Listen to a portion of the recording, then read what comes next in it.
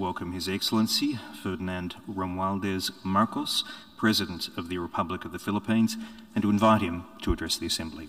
Mr. President, Excellencies, I am Ferdinand Marcos, and I am the President of the Republic of the Philippines.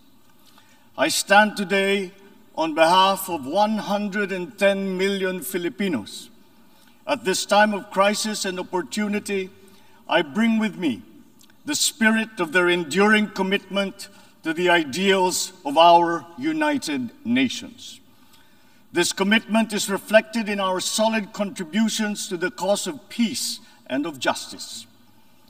By shepherding the Manila Declaration of 1982, we helped affirm that differences should only be resolved through peaceful means.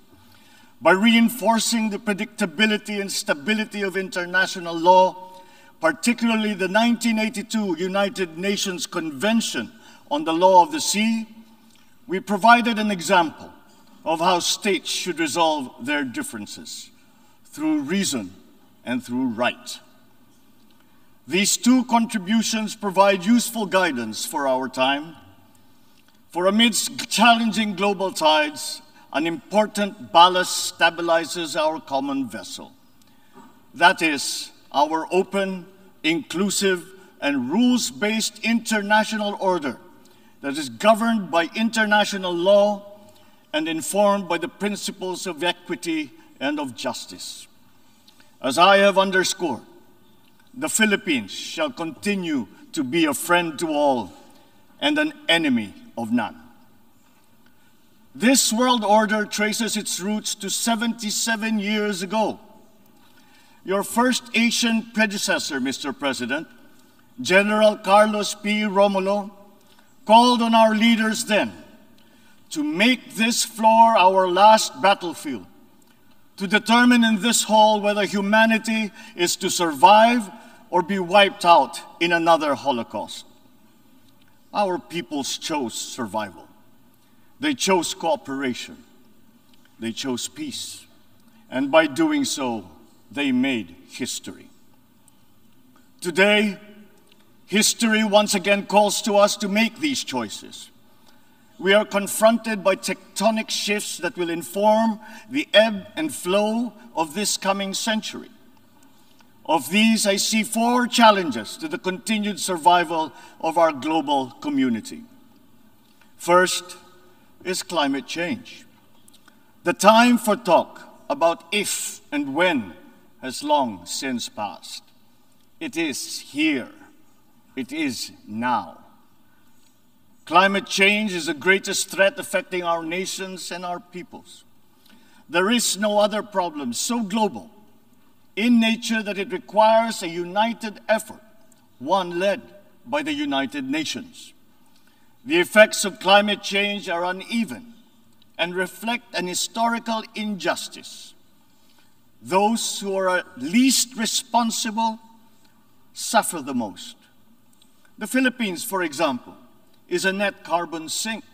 We absorb more carbon dioxide than we emit.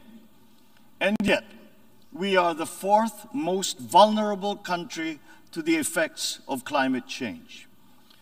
This injustice must be corrected, and those who need to do more must act now. We accept our share of responsibility and will continue to do our part to avert this collective disaster. We call on the industrialized countries to immediately fulfill their obligations under the United Nations Framework Convention on Climate Change and the Paris Agreement to cut their greenhouse gas emissions, provide climate financing, and technology transfer for adaptation for the most vulnerable and developing countries, to lead by example. We look forward to concrete outcomes at the Conference of Parties in Egypt later this year. When future generations look back, let them not ask why we did not take this opportunity to turn the tide.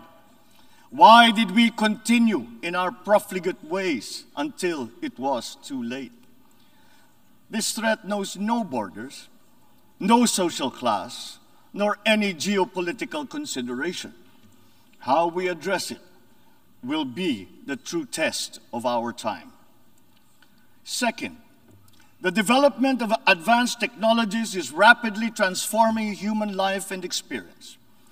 We still barely understand how these transformations are unfolding and where they are leading. The imminent diffusion of these emerging technologies could solve many of our old problems, but they could also disrupt our political and social orders. Our governance structures must keep up. Third, widening geopolitical polarities and sharpening strategic competitions are transforming the international political landscape. A profound lack of trust is putting enormous strains on our multilateral system. Our very charter is being violated around the world as we speak. In Asia, our hard-won peace and stability is under threat by increasing strategic and ideological tensions. These behoove us to uphold the ideals that led to the establishment of this Parliament of Nations, and to reject any attempt to deny or redefine our common understanding of these principles. Even as we grapple with these new long-term shifts, we remain beset by an unresolved problem. Inequalities and inequities within and among countries continue to persist, and they continue to demand urgent action. Therein lies our fourth transcendent challenge. This injustice was evident during the pandemic, when the richer nations immediately received vaccines at the expense of the have-nots. We see, for example, the dangers of this lurking in the persistent digital divide and in ballooning debt burdens. As we awaken from the economic stupor caused by the pandemic, we must reinvigorate the world economy. We must use public and private resources to encourage the expansion of trade, investment, and technology transfers to accelerate development. Knowledge and intellectual gains must flow freely to allow those lagging behind to catch up. Sustainable development will be hampered to the detriment of all if existing structures in the global economy remain unreformed. Mr. President, in these past 3 decades, Filipinos have achieved significant strides on our path to sustainable development. Despite the challenges of the pandemic and the global economic upheavals, we remain on track to reach upper middle income status by next year. With steady investment in food, public health, education, and other social services, we expect to become a moderately prosperous country by 2040. I am confident that we will achieve this vision. Yet, no nation stands alone.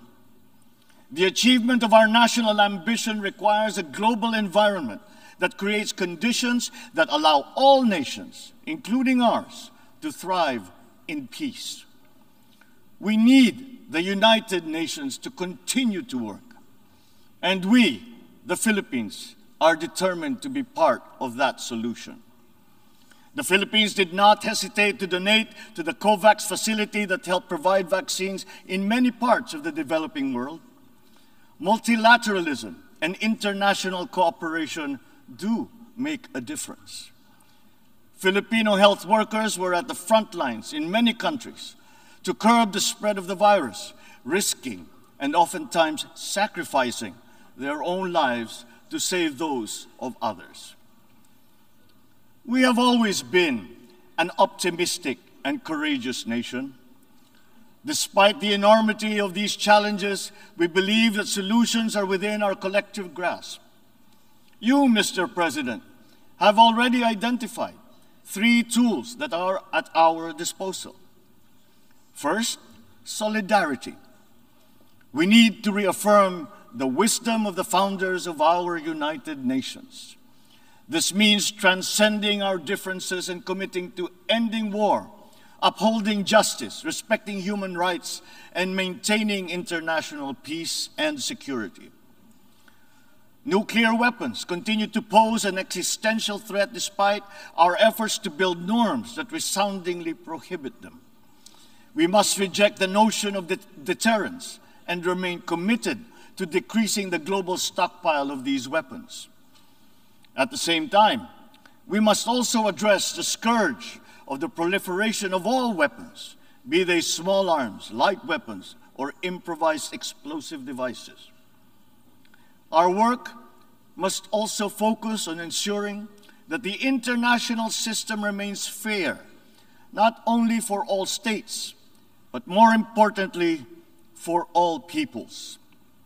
This system must work for the most vulnerable, especially the marginalized, migrants, refugees. The world has witnessed the enduring contribution of migrants in the fight against this pandemic.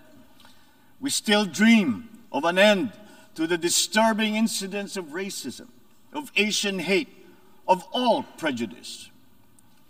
The Philippines United Nations Joint Program on Human Rights is an example of a constructive approach that puts our people, not our politics, at the center of this work. It provides a model for revitalizing the structures that facilitates solidarity between the United Nations and the sovereign duty bearer. Our continued solidarity will also benefit from a reformed and more inclusive Security Council and an empowered General Assembly that can hold the Council to account. At the same time, the United Nations must forge ahead with its flagship tradition of global peacekeeping. My country's experience in building peace and forging new paths of cooperation can enrich the work of the Security Council, and to this end, I appeal for the valuable support of all UN member states for the Philippines' candidature to the Security Council for the term of 2027 to 2028. Our success in the Bangsamoro Autonomous Region of Muslim Mindanao in the south of the Philippines is a centerpiece of these efforts. The peace that we have forged after many decades of conflict among warring factions and clansmen demonstrates that unity is possible even in the most trying circumstances. Inclusive dialogue involving all stakeholders, including women, the youth, faith leaders, and civil society, conducted with patience and good faith, has produced a credible and solid foundation for self-government that paves the way for lasting peace and sustainable development. We take the same approach in Asia. The Philippines builds partnerships for peace and development through dialogue, including through interfaith and interreligious dialogue, especially through ASEAN. In the face of great diversity, we believe that partnerships form the bridge to unite all of us in promoting peace and stability in the Asia-Pacific region. Our global community is only as strong as we make it. We need to ensure that all nations, especially developing countries, are equipped with the tools they need to navigate the uncharted waters of this century. This requires a transformative development agenda. We therefore welcome the Summit of the Future next year as an opportunity to collectively roll up our sleeves and chart our common path. Second, sustainability. We must seek solutions that preserve our planet. These solutions must transcend our time and win the future for the succeeding generations. We crafted the 2030 Agenda for Sustainable Development as a platform of unity where our societies can build a future that is resilient and that is inclusive, where our people can be healthy, happy, and secure. This requires investment in food security, the fragility of which has been clearly demonstrated by the pandemic and the conflict in Ukraine. We need to take concrete steps towards a modern and resilient agriculture. For food is not just a trade commodity, nor is it just a livelihood. It is an existential imperative and a moral one. It is the very basis of human security. To attain food self-sufficiency and security, we are providing innovative solutions and financial support to farmers and fisherfolk to adapt new technologies and connect to national and global value supply chains. We look forward to forging cooperation with the UN and our partners to boost agricultural productivity and food security. As hosts to 17 UN agencies, programs, and funds, the Philippines strongly supports reforms to ensure that the UN development system delivers as one through its UN country team. Water connects our world and sustains our existence, but it is also a finite resource that requires our stewardship. Equally important, our biodiversity must be protected amidst the continuing challenge of climate change. We must enhance our cooperation in these areas. But sustainability also requires development policies that go beyond the traditional metrics. We already know that the gross domestic product is an incomplete measure of progress and that vulnerability is multidimensional. Our development agenda must also take into account the interest of all developing nations, including middle-income countries where the majority of the world's poor live. At the same time, sustainability means equipping our people with the tools they need to meet the challenges of the fourth industrial revolution. Investments in education are key, and my administration is prepared to make such investments. The Philippines notes with appreciation the Transforming Education Summit held earlier this week, at which these subjects were taken up. There is perhaps no greater renewable resource than the creativity and innovation of our young. We understand the value of harnessing our people's talents by creating a robust and creative economy. We will continue to work with partners in promoting this at the international level.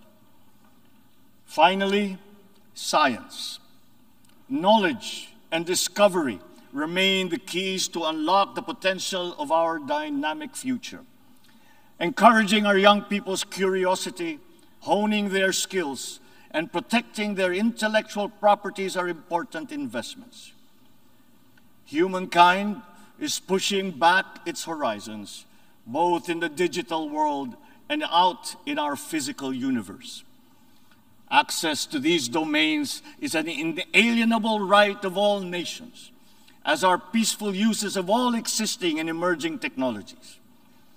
The Philippines is preparing for the future by laying the governance framework that will allow us to harness the power of renewable energy, develop the capacity to utilize the life sciences, such as medicine and virology, pursue digital solutions towards a more modern economy, and expand our presence in outer space.